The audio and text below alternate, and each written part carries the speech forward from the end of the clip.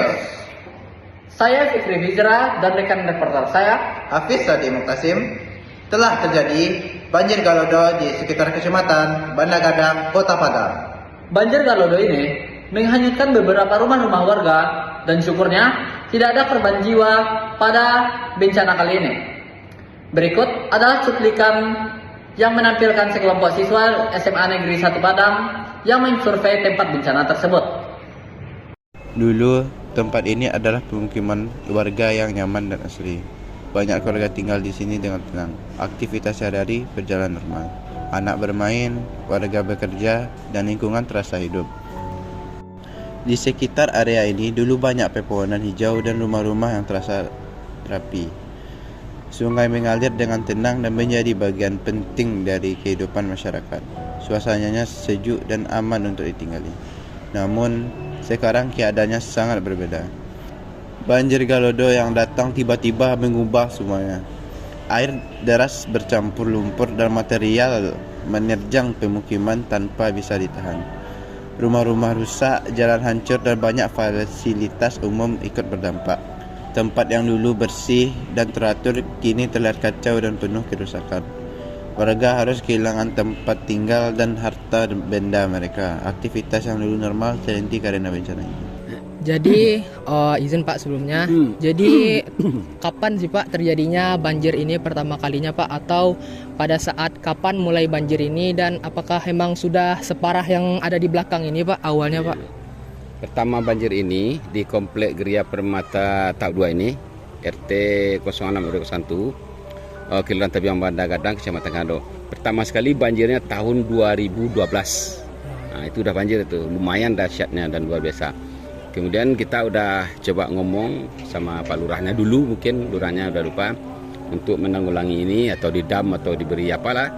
Kemudian di 2025 terulang lagi banjir. Hari Kamis tanggal 27 November itu banjirnya pertama setengah 7 sampai jam 10 siang. Sampai jam 10 siang itu luar biasa, cuman tidak membawa dampak negatif seperti menghanyutkan rumah, menghantam ini. Nah, biasa saja. Jam 11 sampai jam 2 kami sudah bersih rumah seluruhnya 95 kakak, sudah bersih, sudah aman. Nah, kami rasa tidak ada lagi seperti biasa kami aktivitas lagi.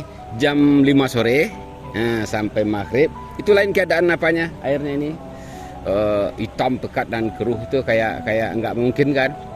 Maghrib sampai jam setengah 2 malam itu banjirnya luar biasa banjir. Itulah yang menghantam, melulu lantakkan rumah-rumah warga yang hanyut waktu itu 5 unit dan 6 entah 7 tinggal lagi setengah lagi, pokoknya rusak berat lah, sebanyak 12 unit.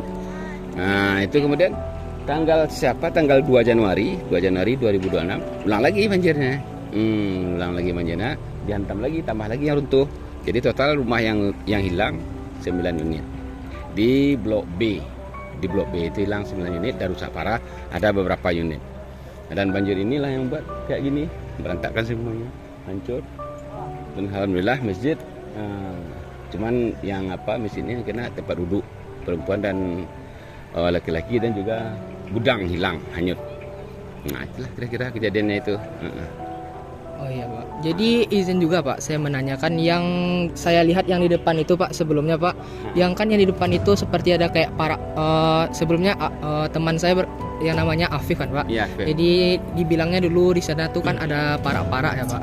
Jadi para ubi. Ya para ubi. Bagaimana bisa sampai seperti itu Pak? Ya dulunya ini kan sekitar ini kan kebun ubi sama kebun kacang sama kebun jagung sebagian di sini, dan juga kami di situ mendirikan pos tempat duduk untuk melihat situasi kondisi. Dan Pak ubi ini setelah ada banjir besar itu habis semua, para ubi, para jagung dan kacang habis semua disapu sama air. Jadi kedalaman air itu luar biasa dan derasnya pun luar biasa, dan membuatkan lumpur serta kayu-kayu menghantam pagar atau rumah-rumah warga waktu itu. Dulunya bagus ini. Nah, setelah banjir itu datang, ya begitulah keadaannya seperti sekarang ini. Luar biasa. Itu aja. sebelumnya air yang ada di sini nih meluapnya sampai ke sini ya Pak? Sampai sebatas mana di sini Pak? Oh, kalau air meluapnya besar sampai ke masjid depan, ke RT 04 atau Geria Pramata 1. Besar. Kalau dibanding diambil dari dasar sungai ini mungkin ada 3 atau 4 meteran lah naiknya ke atas sampai ke ujung itu. Yang biasanya nggak kena masjid di sini di depan. Nah, hari itu pada tanggal 27 itu atau besoknya 28 itulah yang melulu entakkan. Besar airnya dan luar biasa dan kami tidak menyangka.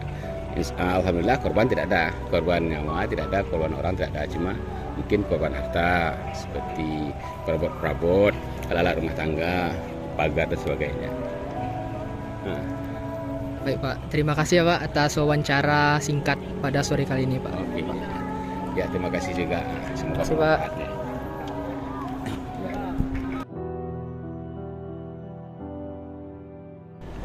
Banjir Galodo ini dapat dijelaskan melalui konsep fluida dinamis dalam fisika. Dalam fluida dinamis, air yang mengalir memiliki kecepatan, tekanan, dan energi gerak. Ketika hujan deras terjadi di daerah pegunungan, volume air di hulu meningkat secara cepat.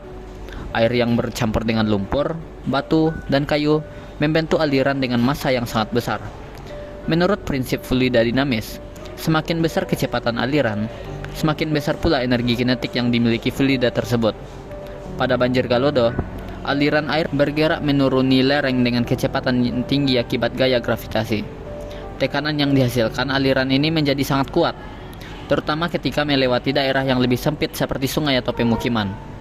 Selain itu, hukum kontinuitas dalam fluida menyatakan bahwa ketika luas menampang aliran mengecil, kecepatan air akan meningkat. Hal inilah yang sering terjadi di pemukiman warga. Air dari daerah yang luas tiba-tiba masuk ke jalur yang sempit, sehingga kecepatannya bertambah dan daya rusaknya semakin besar. Akibat kombinasi kecepatan tinggi, tekanan besar, dan material padat yang terbawa, aliran banjir Galodo mampu menghancurkan rumah, jalan, dan bangunan di sekitarnya. Rumah-rumah warga yang tidak dirancang menahan gaya sebesar itu akhirnya roboh dan terbawa arus. Dengan demikian, kerusakan yang terjadi bukan hanya disebabkan oleh banyaknya air, tetapi juga oleh prinsip-prinsip fluida dinamis. Banjir bandang merupakan salah satu bencana alam yang sering terjadi di wilayah dengan curah hujan tinggi dan kondisi geografis berbukit, seperti di Bandagadang, Kota Padang, Sumatera Barat. Peristiwa banjir bandang tidak hanya disebabkan oleh faktor alam, tetapi juga dapat dianalisis secara ilmiah melalui konsep dan hukum fluida dalam fisika. Dalam ilmu fisika, fluida adalah zat yang dapat mengalir termasuk air. Salah satu hukum fluida yang berkaitan dengan banjir bandang adalah hukum kontinuitas, yang menyatakan bahwa debit aliran air akan tetap, meskipun luas penampang aliran berubah. Ketika hujan deras terjadi di daerah hulu yang sempit dan curam, air akan mengalir dengan kecepatan tinggi. Saat air tersebut memasuki wilayah yang lebih sempit atau tersumbat oleh material seperti batu, kayu, kecepatannya semakin meningkat dan menyebabkan daya rusak yang besar.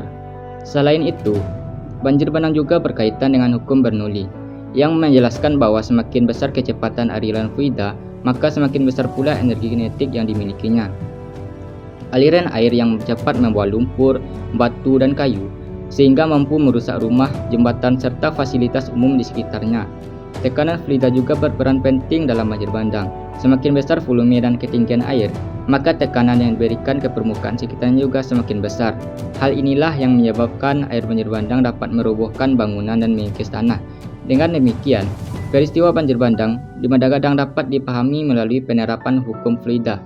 Pemahaman ini penting sebagai upaya meningkatkan kesadaran masyarakat dalam menjaga lingkungan, seperti tidak membuang sampah ke sungai dan menjaga daerah resapan air, guna mengurangi risiko terjadinya banjir bandang di masa mendatang. Sekian breaking news pada sore kali ini. Saya Fitri Mulia dan rekan reporter saya Muhammad Dafa Mirzal. Peace out.